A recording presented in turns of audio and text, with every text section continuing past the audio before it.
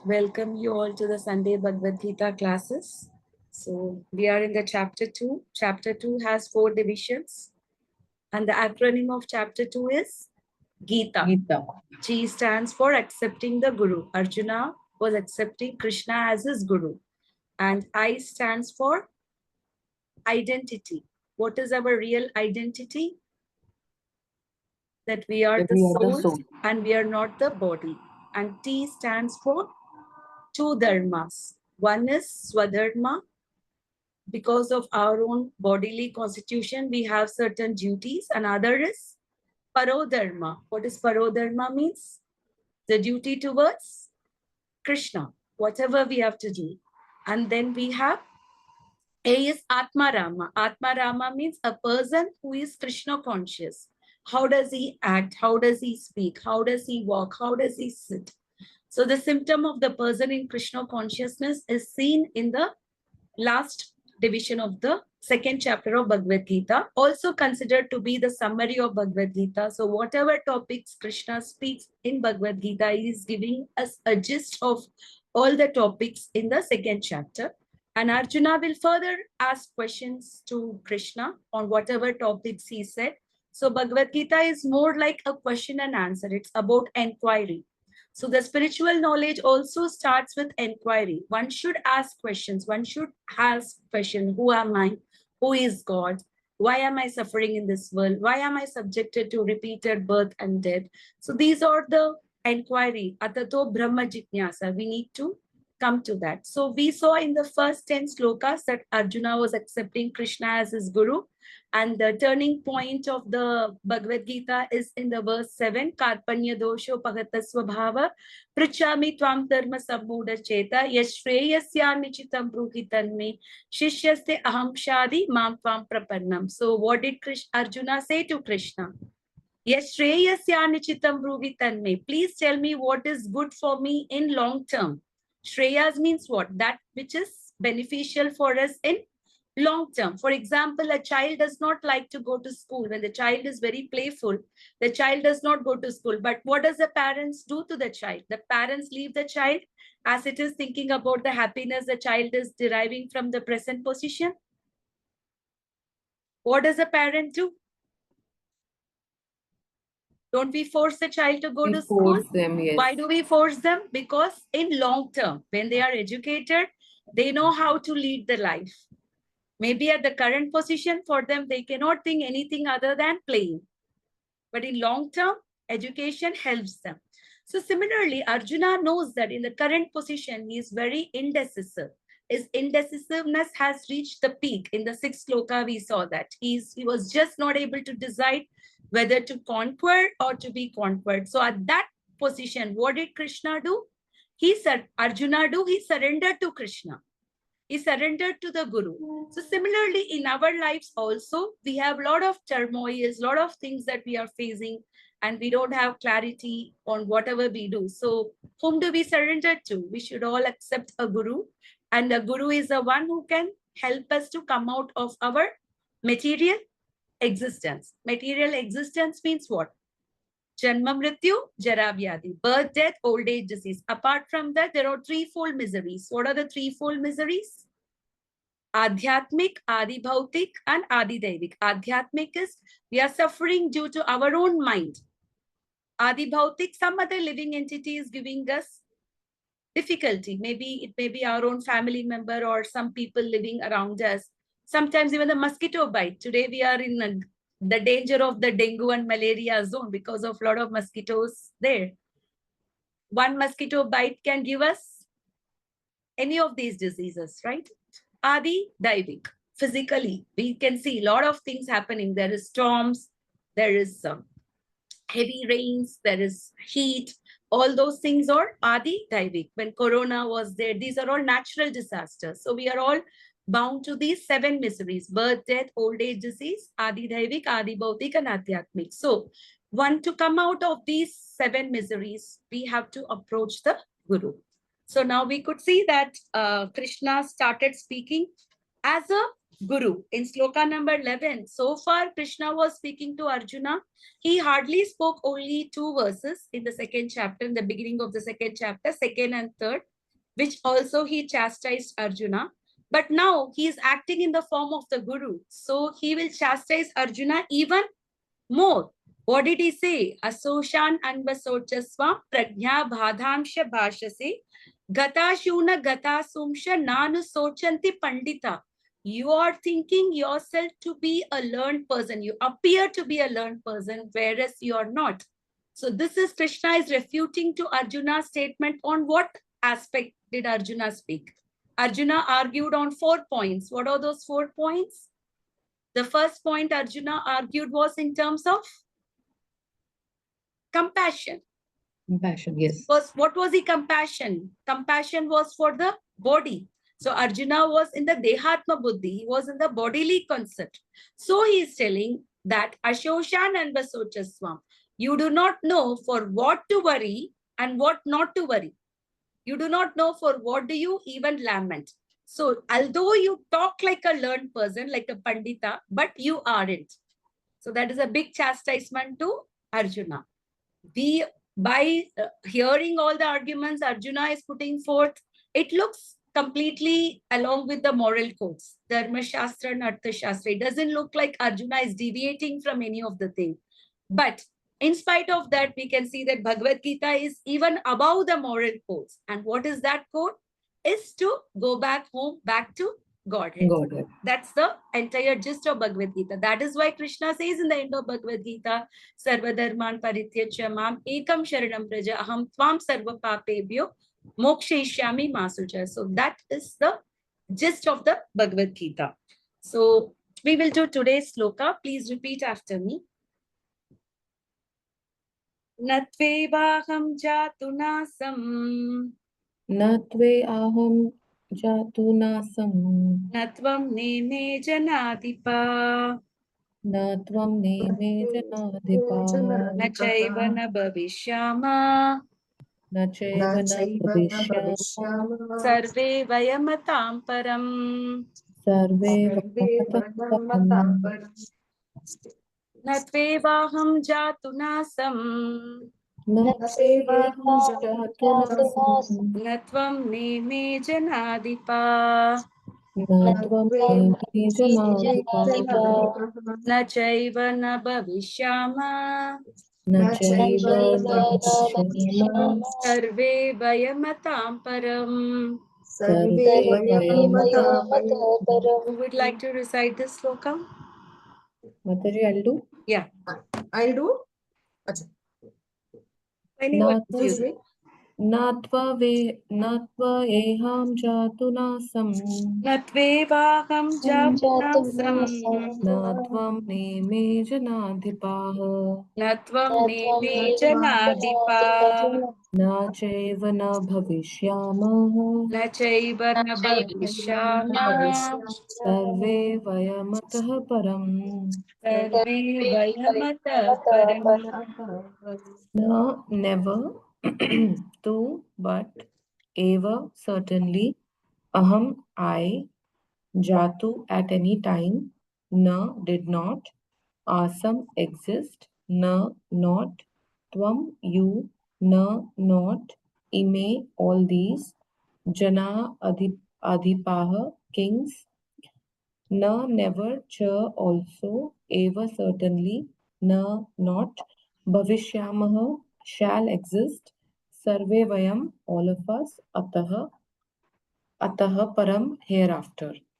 Never was there a time when I did not exist, nor you, nor all these kings, nor in the future shall any of us cease to be. Purport we will read slowly. We'll be redoing it in the parts. It's a big purport, so we'll be doing it in the parts. Namo Vishnupadaya Krishna Prasthaya Bhutale Srimate Bhakti Vikas Swami Namine. Namo Vishnupadaya Krishna Prasthaya Bhutale Srimate Bhakti Vedanta Swami Namine. Namaste Saraswate Devi Gauravani Pracharini Nirvishesha Shunyavadi Pashyata Desatarine. Jai Shri Krishna Chaitanya Prabhu Nityananda Sri Advaita Gadadhara Srivasadi Gaura Bhakta Vrinda. Hare Krishna, Krishna Krishna, Hare Hare, Hare Rama, Rama Rama, Hare Hare. So here what is Krishna telling to Arjuna? Never there was a time where I did not exist, nor you, nor all these kings, nor in the future shall any one of us cease to be. So this particular verse particularly talks about the individuality of the soul. The soul always existed and it is existing and it will continue to exist. So the death is only for the body. It will not be for the soul.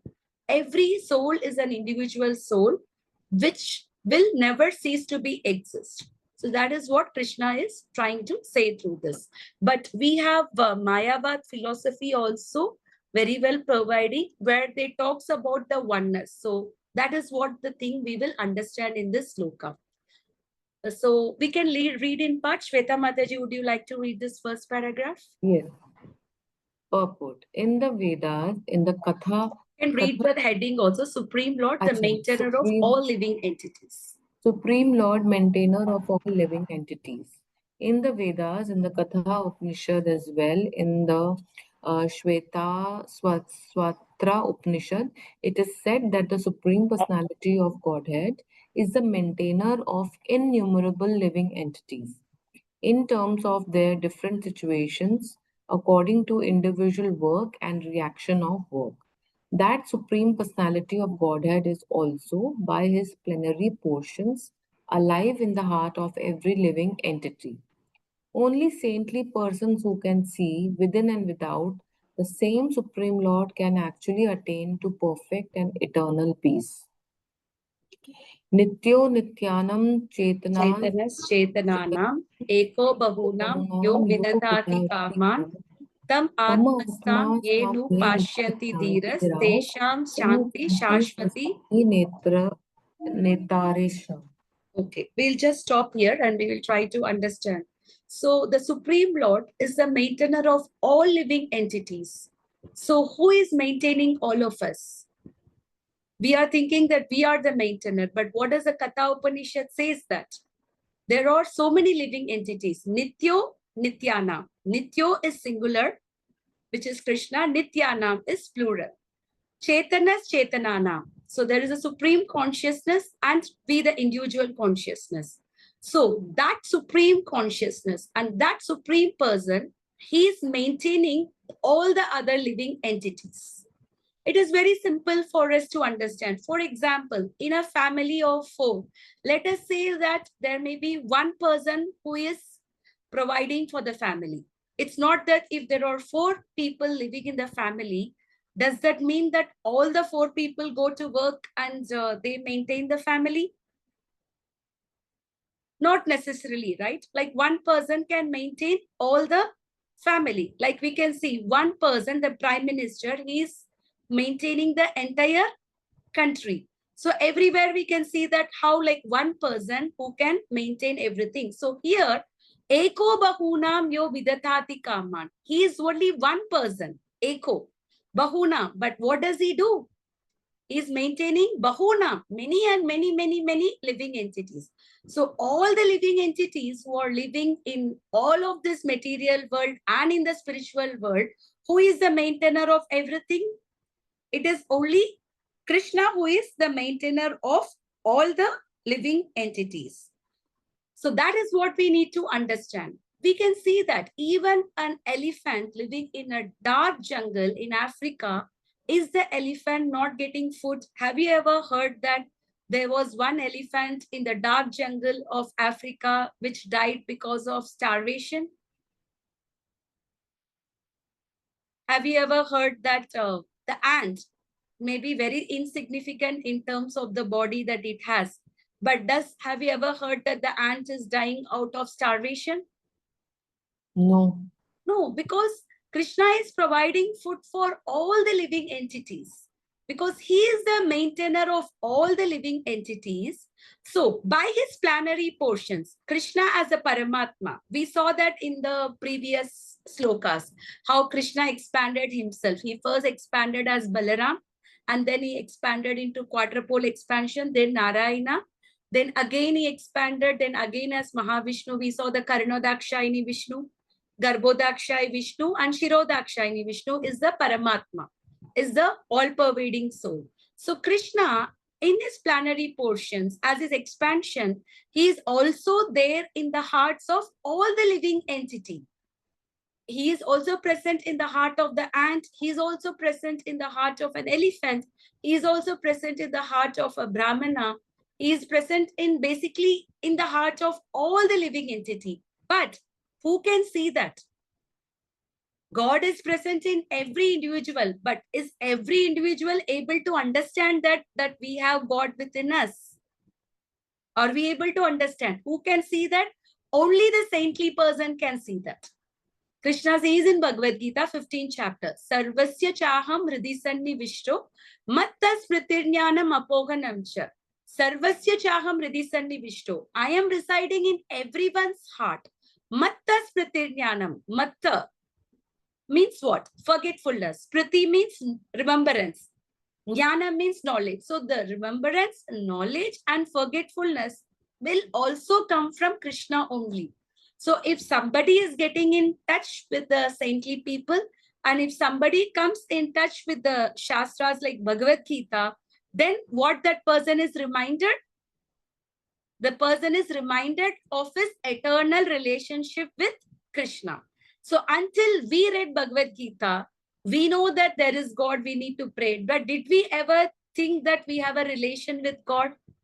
Did we ever knew that we are all the part and parcel of Krishna? Did we ever knew that we are the servants of Krishna? Did we know that? Although this is present in all the living entity, it is present in the dormant stage. But by coming in association of the saintly people and by saintly character, what does this happen? This dormant consciousness gets awakened. We saw that when Prabhupada went to America, nobody knew who Krishna is. That time there was no internet or anything for them to Google and search about everything. But when Prabhupada gave Krishna consciousness to those people living in America, they were all very dirty. They didn't even take bath and they didn't even do their nitya karmas or anything properly. On top of it, they were drunkens and drug addicts. And by coming in touch with the saintly devotee like Srila Prabhupada, what happened to them? They all became reformed, transformed. And within 6 months, Prabhupada could hand over a New York center to some of the devotees. And he could move on to other places. And they were already ready to give Bhagavatam classes. And we had limited books at that time, right?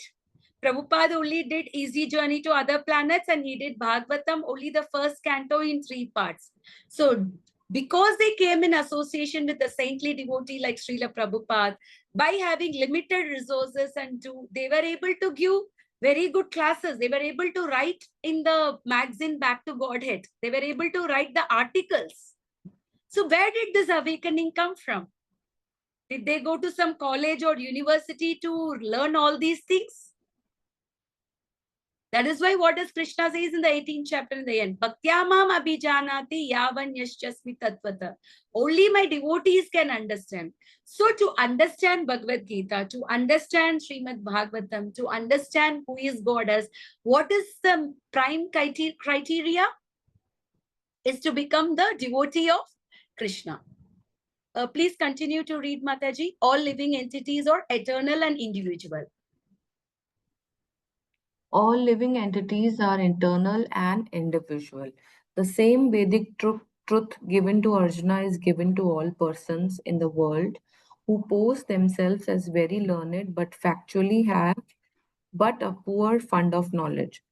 The Lord says clearly that He Himself, Arjuna, and all the kings who are assembled on the battlefield are eternally individual beings, Yes, and just that stop the here, Mataji. yeah. Just we are doing step by step. So we can see that many people in the world today, they pose themselves to be very learned person. They have PhD, they have taken so many kind of degrees and everything.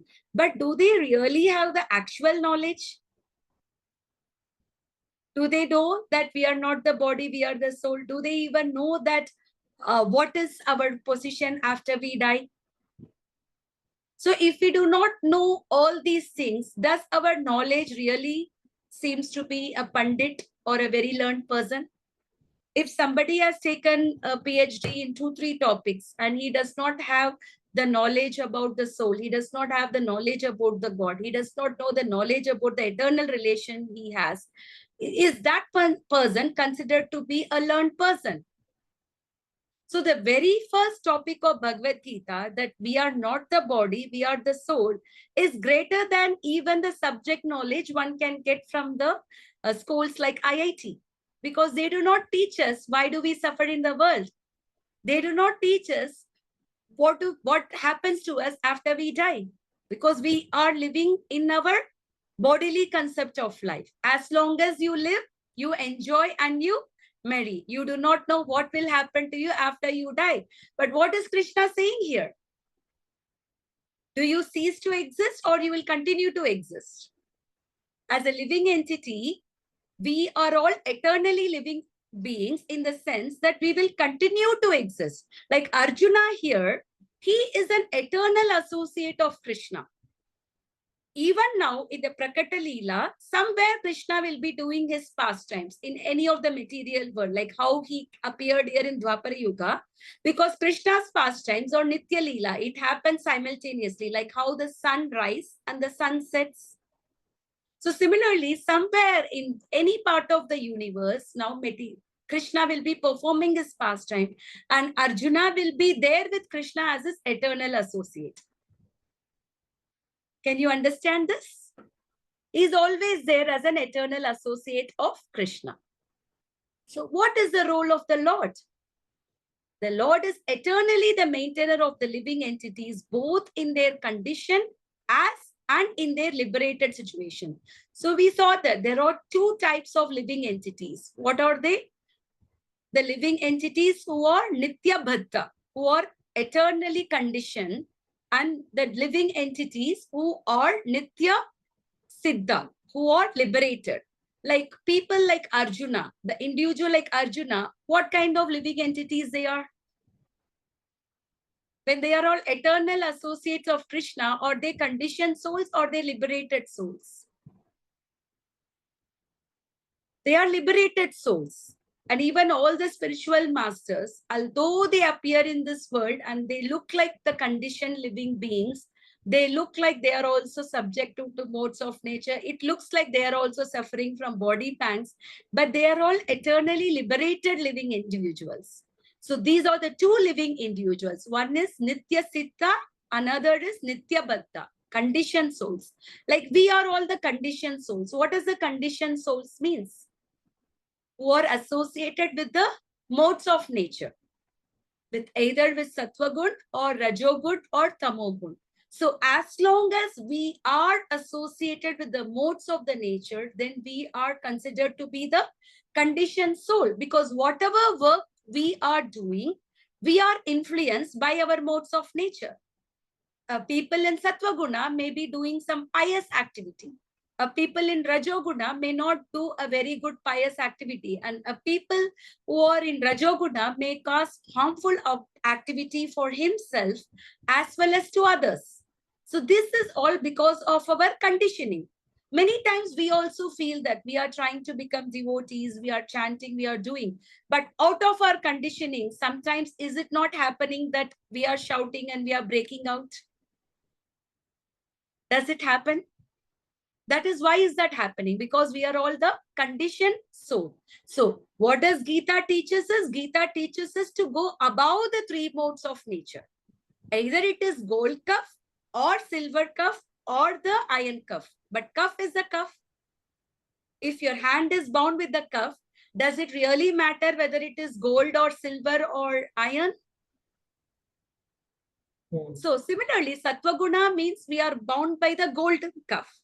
Rajoguna means we are bound with the silver cuff, and Tamoguna means we are cuffed with the iron. It's like even in the prison, you can take like first class prison cell, second class and third class. First class prison cell person may get more facilities in the prison. He may get TV, he may get AC, maybe he may get a menu of whatever food that he wants. But still he is in the prison. Does he have independence to act in the world the way he wants to? No, he does not have. So these are all just different gradation, but the condition will there. But in spite of our condition state, who is protecting us? Who is maintaining us? Krishna.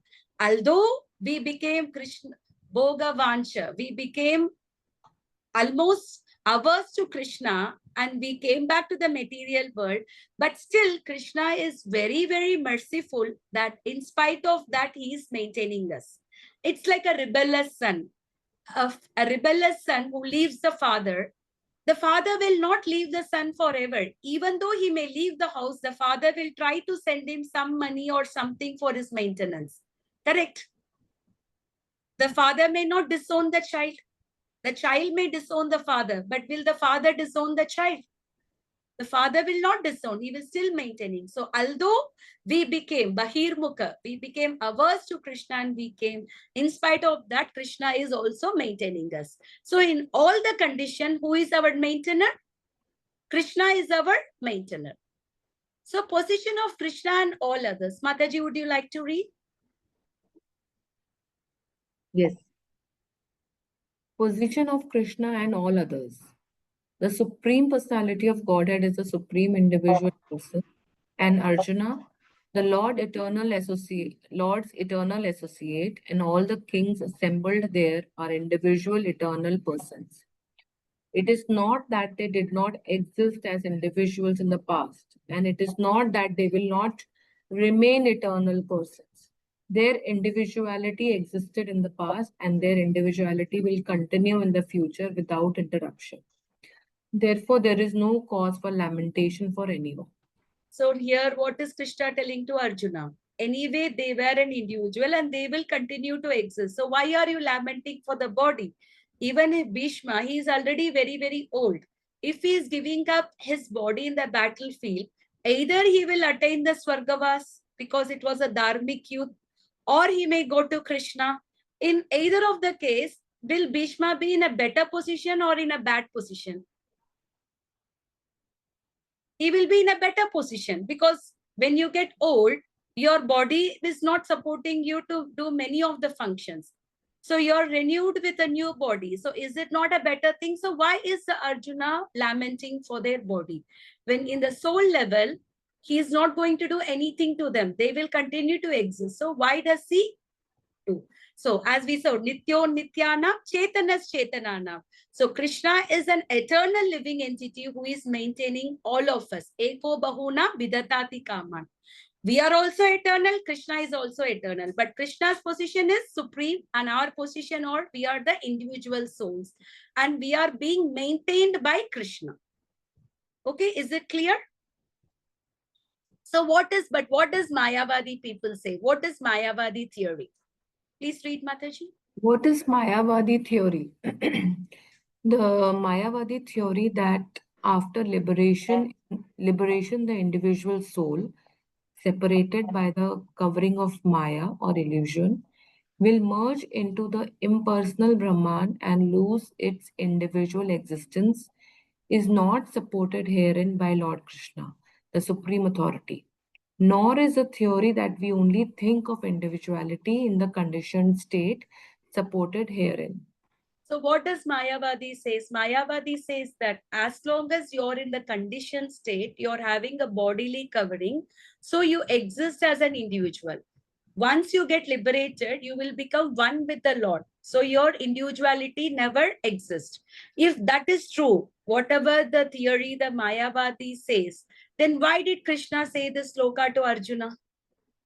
Will it have any relevance of what Krishna says in Bhagavad Gita that you existed, you will exist, and you will continue to exist? Is Krishna clearly not speaking about the individuality of the soul?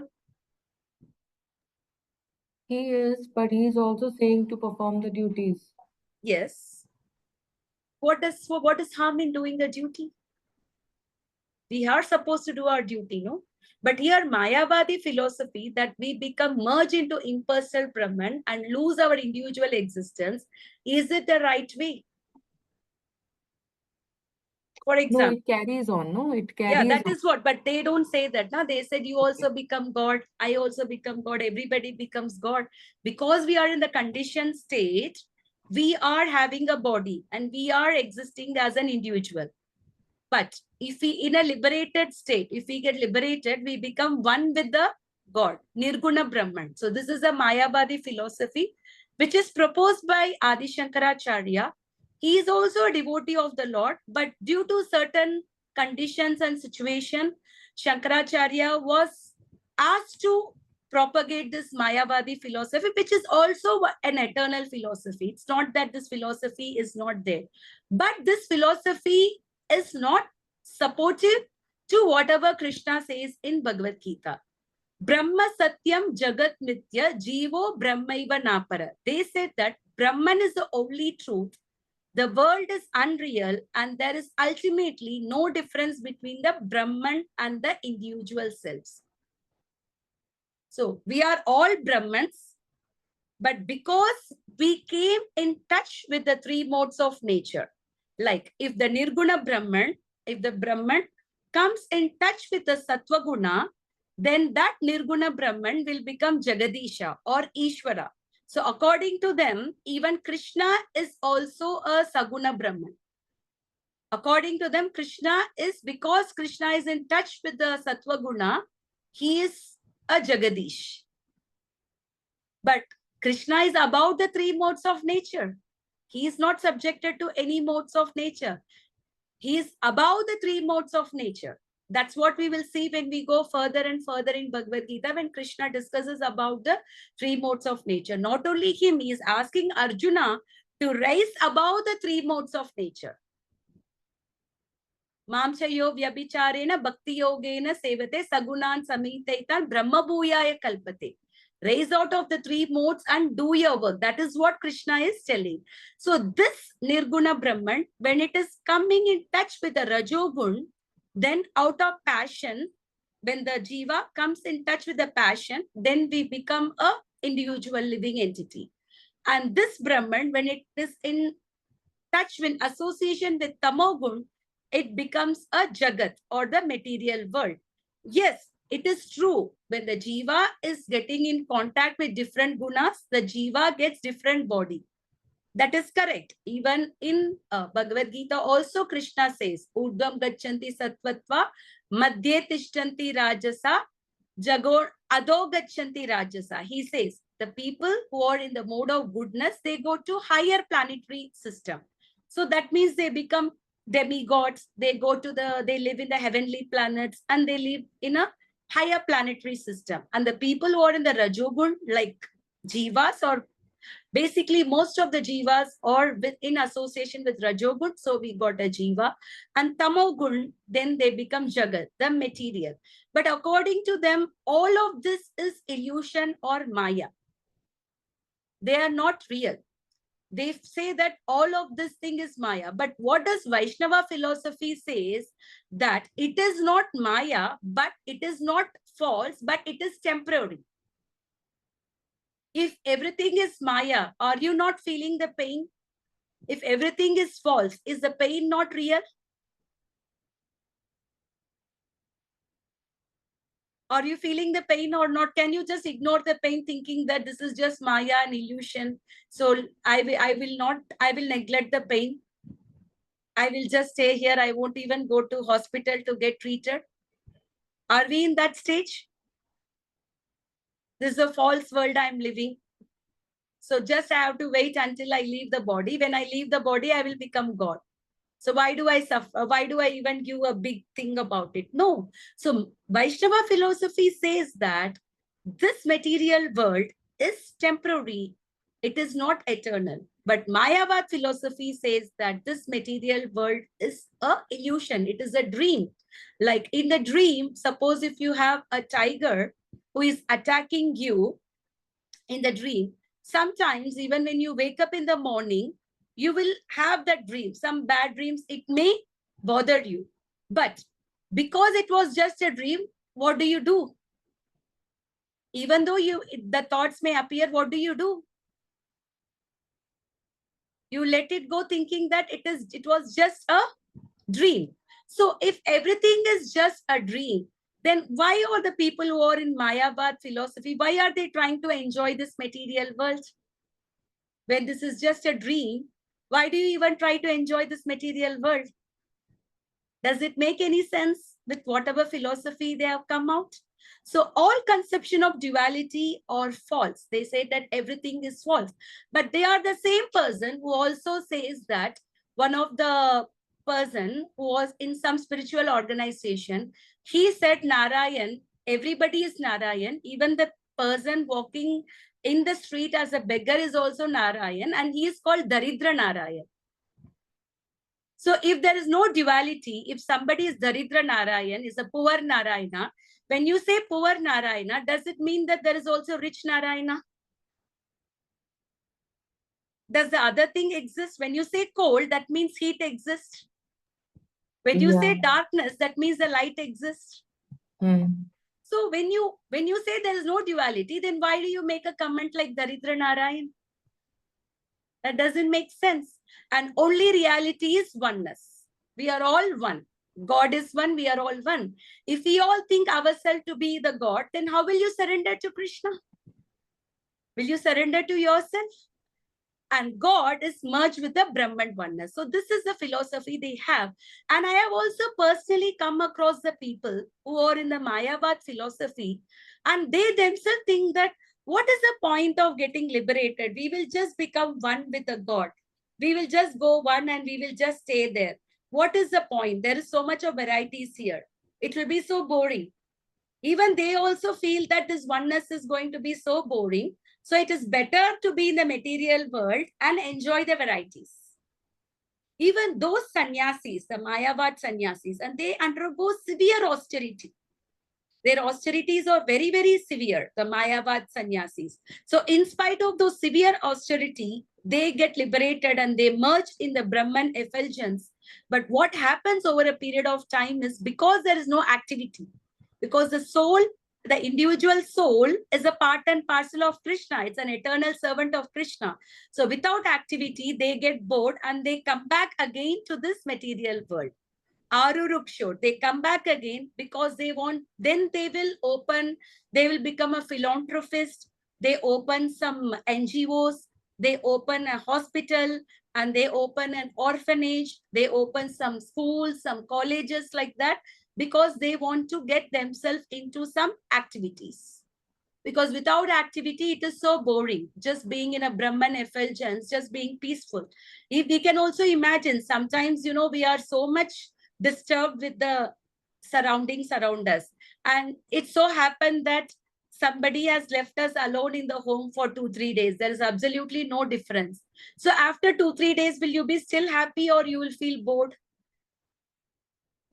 Will you be happy in that quietness and peacefulness? You will get bored. For some time, it will be nice. You will be thinking that there's no chaos around. You have your own time. You can do whatever you want. But after some time, if there is no exchange of any relation, if there is no thing, won't we get bored? So these are all the flaws of this Mayavad philosophy. Okay, we will read again and again about Mayavad philosophy. It is a little, that philosophy that may take some time to understand, but try to understand as much as you can. Continue to read, Mataji. Krishna says the soul is eternally individual.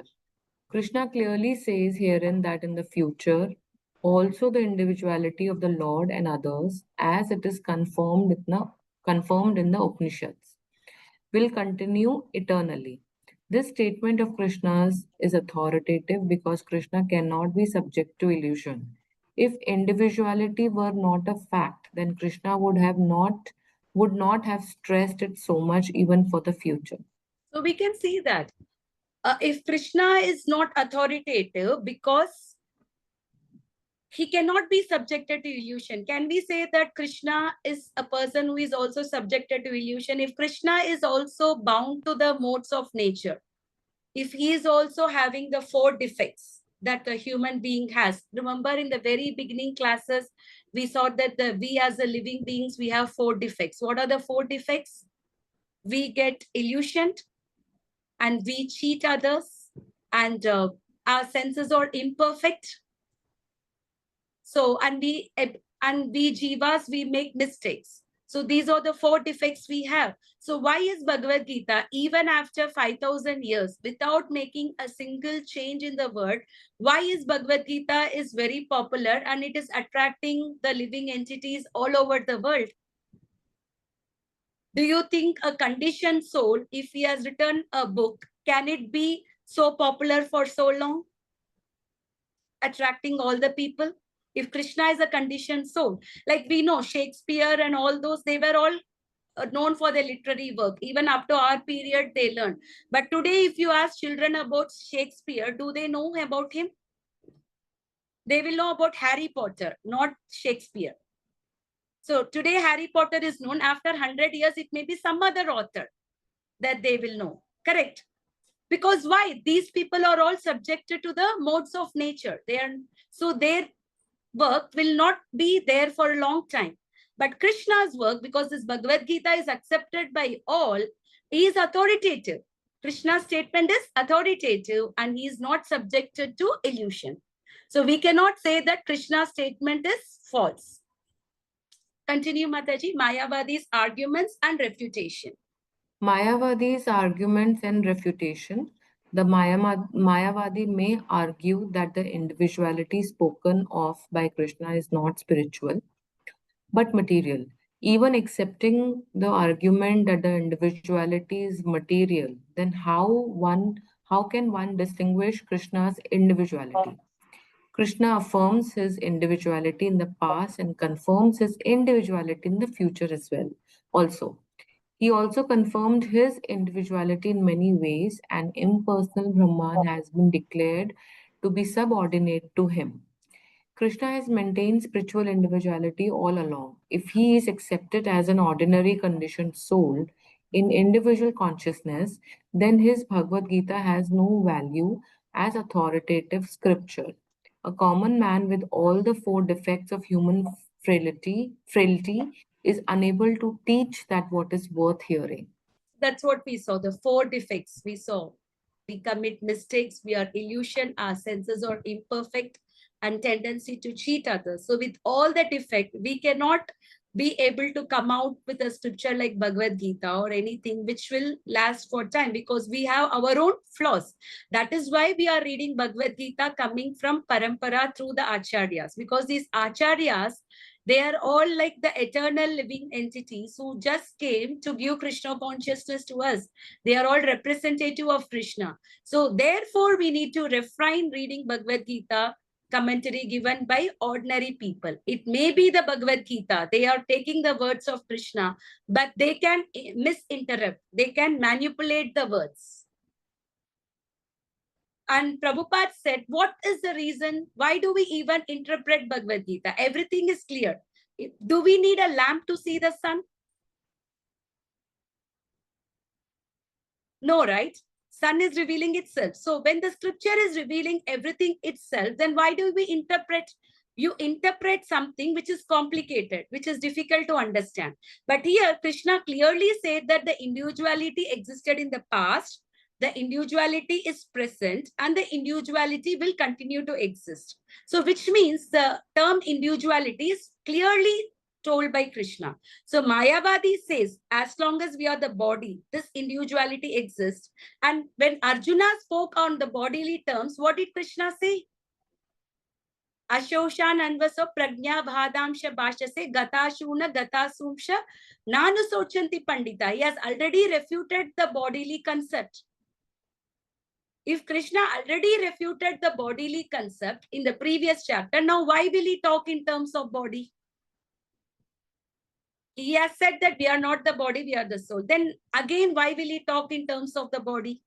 So these are all the some of the flaws, because they say that as long as we are in the conditioned state associated with the modes, we remain as an individual.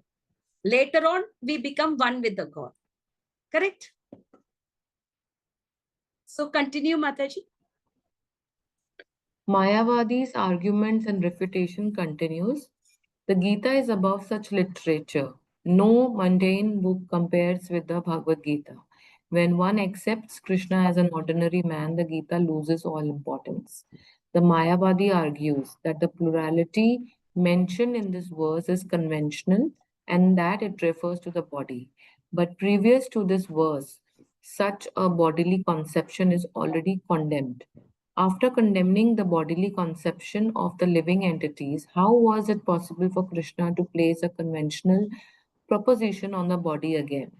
Therefore, individuality is maintained on spiritual grounds and is thus confirmed by the great acharyas like Sri Ramanuja and others. So we can see that if bodily concept is already been condemned by Krishna, why will he talk about it again? That is why even in the beginning, Prabhupada has clearly said that the preface of Bhagavad Gita is to satisfy the senses of Krishna. And even theoretically, one has to accept Krishna as a supreme personality of Godhead, Param Purush. Unless otherwise we know Krishna, we accept Krishna as a supreme Lord, we accept him as an authority, then we will not be able to understand Bhagavad Gita. I mean, some knowledge somebody might get, but that knowledge will not help us to become liberated and go back to Krishna. There are some people who says, Man manabhava madbhakto madhyaji mam namaskuru, who said that not to Krishna, but to the Krishna within me. So there is nothing called Krishna within and without. He is all pervasive. His body is completely spiritual, unlike our body. Krishna's body, angani yasya sakalendriya vritti manti pashyanti panti chiram jaganti. Any of his senses can perform the function of other senses. He can see through his ears. He can eat through the eyes. He is not like only with the eyes means we can only see, but Krishna's is not like that. He can, with any of his senses, he can do anything of his. So when we are offering bhoga, and just by hearing our bell and just by Krishna seeing our bhoga, he can accept the bhoga. He can just eat by seeing. And one may ask, if Krishna has eaten, why is the bhoga as it is there? Why is it not disappearing? Because Krishna is eating, no? When we eat, it has to disappear, no? So why when Krishna eats, why is it not disappearing? For that also in Isha Upanishad, Krishna said, Purnamada, Purnamida, Purnat, Purnamuchase, Purnasya, Purnamadaya. So Krishna is Purna. Even after he takes everything, everything will remain. That is what he is. He is a complete sense. He is a complete one. He is not the part. It's not like you have a paper, you keep tearing the papers, then what will happen to the paper? The paper will become into bits and bits and bits and bits. And the big paper will lose its form. But here, Krishna is Purnamata. He is complete whole. It's like one candle lighting up the other candle. Can you understand? It's not that the illumination of one candle does not become less because the candle lit the other candle. Does it happen? You have one candle, and with that light, you're lighting another candle. Does that mean that this candle, which lit up the other candle, lost its light because it gave the light to other candle? No, that candle is also there. So that is how the Krishna's expansions are. He will be, even though he expands himself in different forms, his potency remains. And Mayavadi says that Krishna is, the God is impersonal. If that is the case, we have also said that Brahmeti, Paramatmeti, Bhagavaniti Sabhyate. The transcendentalists, how do they understand Krishna? As Brahmeti. First, they understand Krishna as a Brahman, Paramatmeti, then as an individual soul. The Jnanis understand Krishna as a Brahman. And then the Ashtanga yogis, they understand Krishna as Paramatma. And the devotees understand Krishna as a Bhagavan. So this position of Brahman stage, is it the most superior position or is it a subordinate position? Is fifth grade superior to masters or master superior to fifth? Which is superior? Master is more superior. So if you have done masters, then fifth grade you would have done. So this is a subordinate position. This Brahman stage is not the highest position. It is only the subordinate position because Krishna is Koti Surya. He is all effulgence. So when somebody is trying to see Krishna, because of the effulgence, They are there, it will all look full of light, full of the effulgence, so you may not be able to see Krishna. So they conclude saying that Krishna is a Brahman. Okay, who can understand the spiritual individuality? It is clearly mentioned in many places in the Gita that this spiritual individuality is understood by those who are devotees of the Lord. Those who are envious of Krishna as a supreme personality of Godhead have no bona fide access to the great literature. Who are the people who say that, who are envious of Krishna?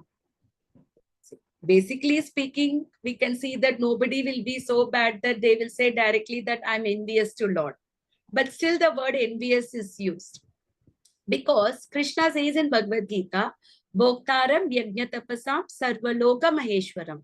So Krishna is the supreme enjoyer of all the sacrifices. So whatever is offered as a sacrifice, who is the Yajna Purusha? Who is the one who first takes it?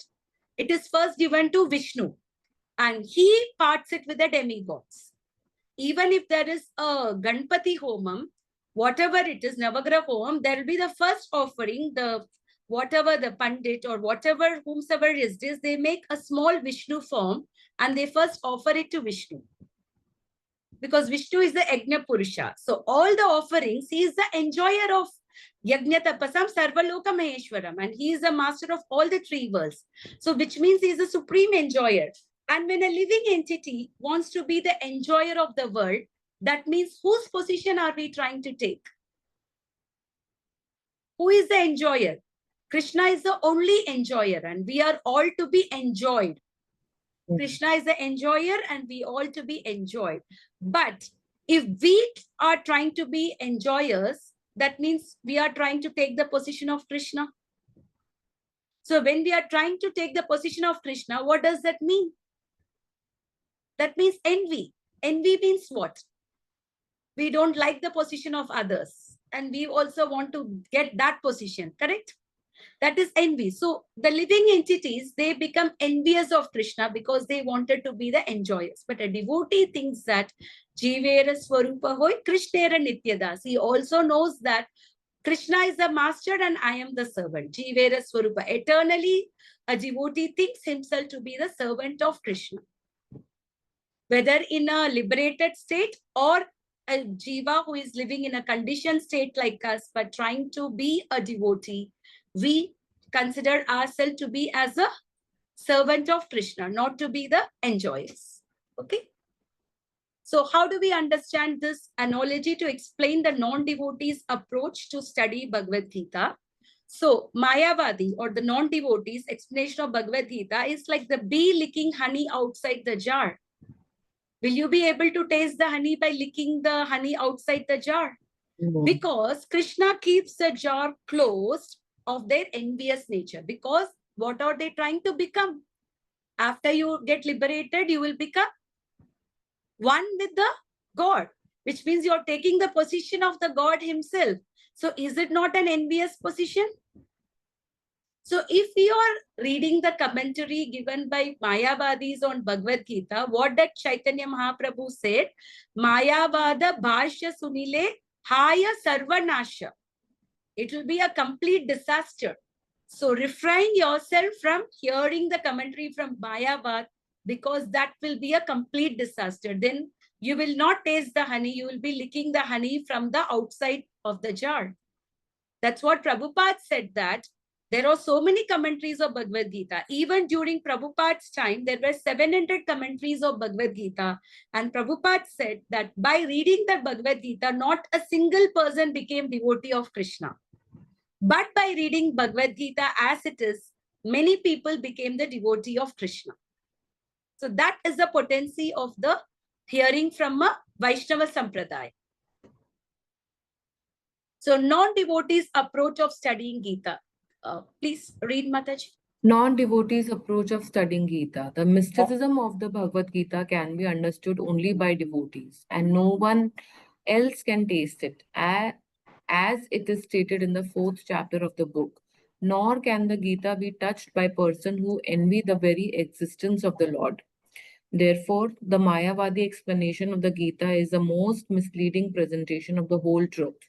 Lord Chaitanya has forbidden us to read commentations made by the Mayavadis and warns that one who takes to such an understanding of the Mayavadi philosophy loses all power to understand the real mystery of the Gita. We have already discussed this. So we have to refrain ourselves from reading the commentary from Mayavadis. Okay. So the milk is pure, but if the milk is touched by the serpent, what will happen to the milk? It will get poisoned. So it's poisonous, but it will look the same. If a serpent touched the mouth, you will not even know that the milk is touched by the serpent, right? Because the poison will get mixed. So Mayavadis, it looks like they are talking about Krishna. It looks like a milk. But when you hear, what happens is, you hear Mayavadi and you come back thinking that you are also a god. So do you want to take that position? No. You cannot do that. So conclusion. If individuality refers to the empirical universe, then there is no need of teaching by the Lord. The plurality of the individual soul and the Lord is an eternal fact, and it is confirmed by the Vedas as above mentioned. So we can see that. Then God doesn't have to teach anything. The plurality of the individual soul and the Lord is eternal fact. Nityo Nityanam, Chetanas Chetananam, Eko Bahuna, Vidatati Kaman. Even in Katha Upanishad, Krishna has said that. There is one, he is a supreme living entity and there are other living entity. And who is maintaining all of them?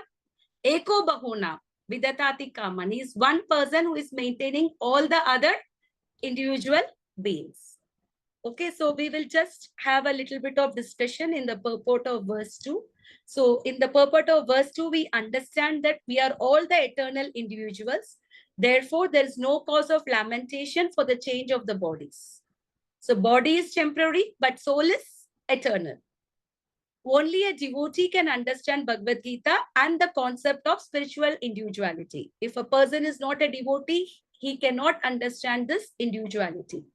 Mayavadi theory says that individual soul is separated or broken from the original consciousness by the covering of Maya or illusion, which Krishna will refute, that the soul is unbreakable.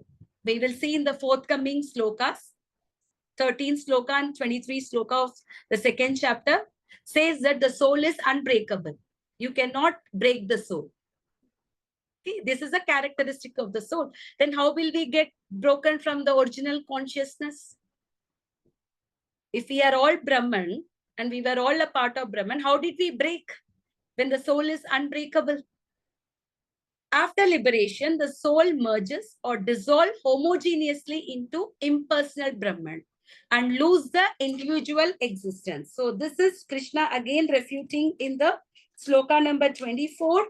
He will refute the statement saying that the individual soul is unbreakable and insoluble and can neither be burnt or dried. He is everlasting, present everywhere, unchangeable, immovable, and eternally the same.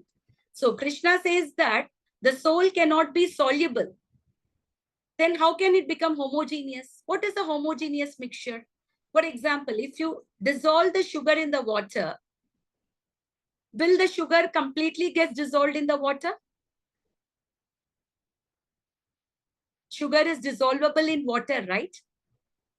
You will not be even able to identify it as a sugar water if somebody did not say, because it will be completely dissolved. But if you put an oil in the water, will the oil get dissolved? No. Why the oil does not get dissolved? Because the oil is insoluble in water. So if the soul is soluble only, then it will become homogeneous. If the soul is insoluble, how will it become homogeneous? Homogeneous mixture means once you add something, then everything appears the same. There is no distinction. Like unless I say this is a salt water, this is a water, after some time, both the water will look the same, right? So that is what Krishna is saying. When the soul is insoluble, then how can it become homogeneous? And Mayavadi may also argue individuality exists only in the conditioned state, which he already said that we are existing, and we will execute. The very sloka refutes that. Individuality is material and not spiritual. They said that as long as you are in the body, you are subjected to modes of nature, then you will be in different bodies. If that is the same, what did Krishna says? If Krishna is an ordinary conditioned soul born of 4 defects, then Bhagavad Gita loses all the value. Plurality mentioned in this verse refers to the body. We saw that Krishna said that we are not the body, we are the soul. In fact, he is chastising Arjuna, saying that Nanu Sochanti Pandita, you're talking like a Pandita, like a learned person, because Arjuna is talking on bodily conception. In compassion for Arjuna was on what basis? On what basis Arjuna is compassionate? On the bodily concept. He doesn't want them to die or have pain. So that also Krishna refuted. Individuality refers to the empirical universe. So there is no need of teaching of the Lord. If that is the case, then there is no need for the Lord to teach Bhagavad Gita. If that is the case, then this particular sloka has no relevance.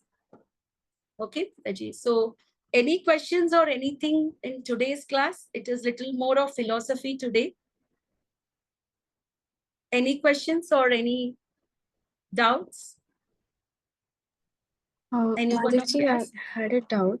Okay. In Prabhupada's Pranam Mantra also it said Nirvisheshan. Shunyavadi, Pashyata. So we are, we are here to eliminate all those things. Nirvishesh, Shunyavadi and all. We want to, Prabhupada has given as an Acharya who came to destroy all these Shunyavadis, an impersonalist. So, Mataji, Nirvisheshan Shunyavadi is also Mayavad? Yeah. Okay. Shunyavadi or the Buddhist, they say everything is void. There's Okay. nothing. And Shunyavad, Nirvishesha means Mayavad. So Prabhupada, the Namo Vishnupadaya Krishna Prasthaya Bhutale Srimate Bhakti Vedanta Swaminiti Namine Namaste Saraswate Devi Gau. Then Nirvishesha Shunyavadi. So he came to negate this philosophy of the Shunyavadis and Nirvisheshavadis to establish the personalism. That is what we are singing in the Pranam Mantra. Okay. This is what, because Shunyavadi philosophy and all, because they are very misleading. When you are in an impersonal concept, when you think you will also become a god after leaving the body, then how will you even surrender? You will not surrender, right? Yes. So this is a flaws. Even there are many schools who are teaching Bhagavad Gita in the so-called spiritual organizations, but they consider Bhagavad Gita only in terms of punya. By reading Bhagavad Gita, you get punya. But what is Krishna saying? In the end of the 18th chapter, Krishna is saying that Brahma Bhuta Prasannatam na sochati na kankshati.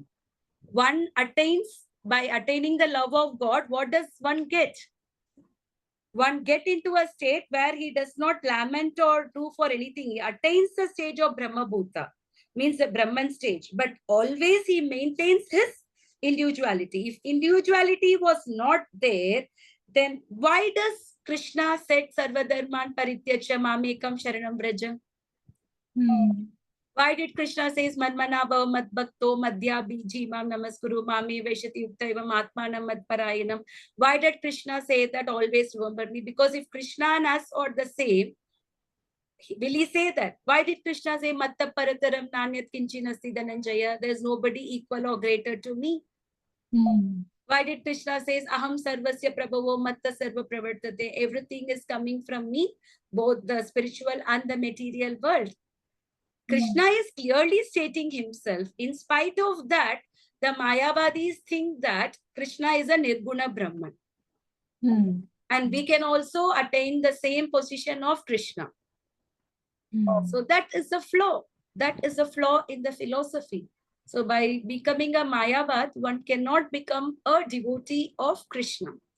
Where the individuality is there. Yes, there are gods, there are devatas, there are demigods, there are everything to do different function. If all are one, then why did Krishna even speak about the individuality? So this is something that we need to know. There is always an individuality. Yeah. Even Mataji, just like our own classes, we see that there are like some 200 people in the group, but how many people are attending?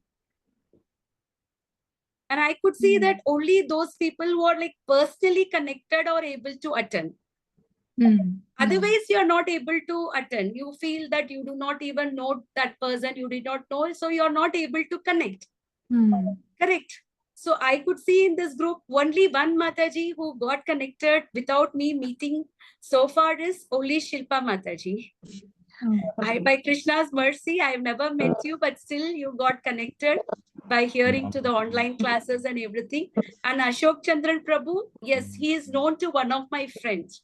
So through her, he got connected. So there was some link for him to have the faith and to listen. So this individuality and personalism is very important. Without being personal, one cannot develop the relationship, correct?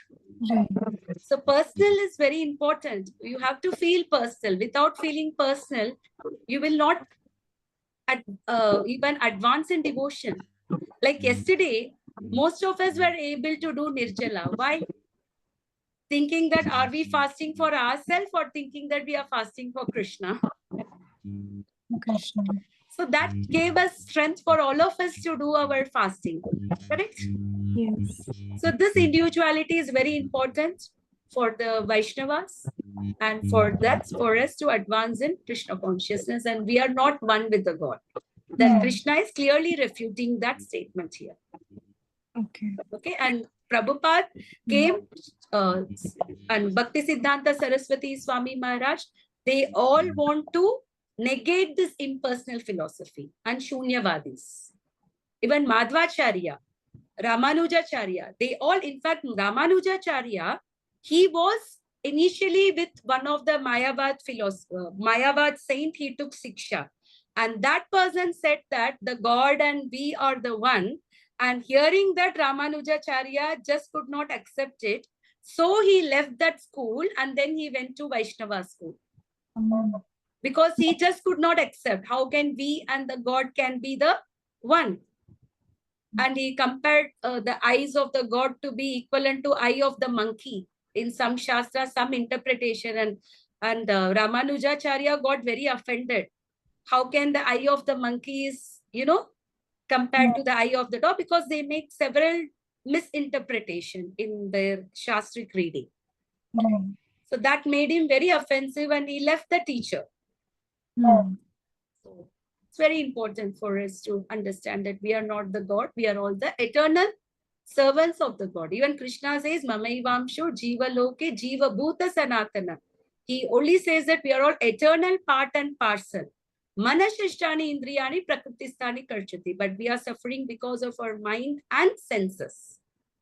So Krishna is always talking about part and parcel. Part and parcel cannot be the whole.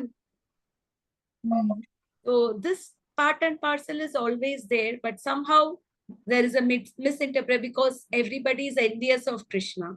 That's what Prabhupada said. The last layer of Maya is becoming one with the God.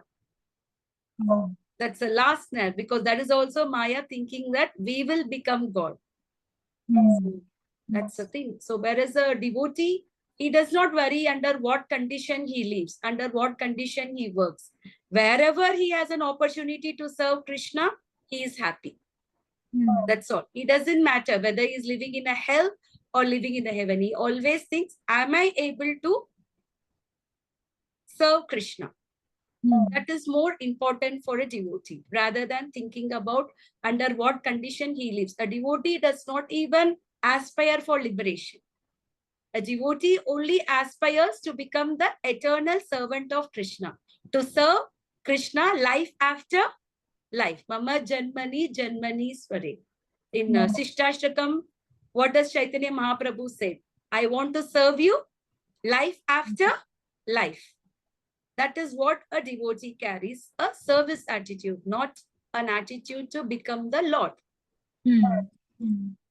So, Mataji, these Mayavadis are a particular sampradaya or sect, or is it in general? Yes, it is also an eternal philosophy. So when this Mayavad philosophy came, I think this class is getting little longer. Maybe we will try to do it in the next class. I think most of us did not eat properly, just took something. Maybe you have to cook something and eat. So we will discuss further in the coming classes. We will have little more discussion on the Mayavadis because it's a little very philosophical. So it will take some time to understand. So we will talk about it in the next class also a little bit. Sure. Okay. Okay, Mataji. Yeah. Thank you so much. Any other questions or realization? Are you all clear with today's sloka? Little bit heavy philosophically, but were you all able to understand? Yes, Mataji. Okay. You can just use the emotion also, hands raise if you understood, just for me to know if you all understood. Otherwise, should I take it in the next class or other thing? Okay, fine. We will still go a little bit on this topic, but I think you got a little bit of idea about the Mayavadi philosophy, right? Yes. Okay, should we do the Narsimha Pranam? Yes.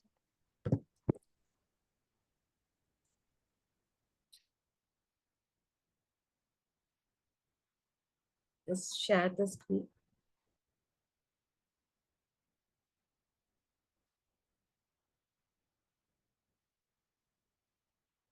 Is it, sorry, not this.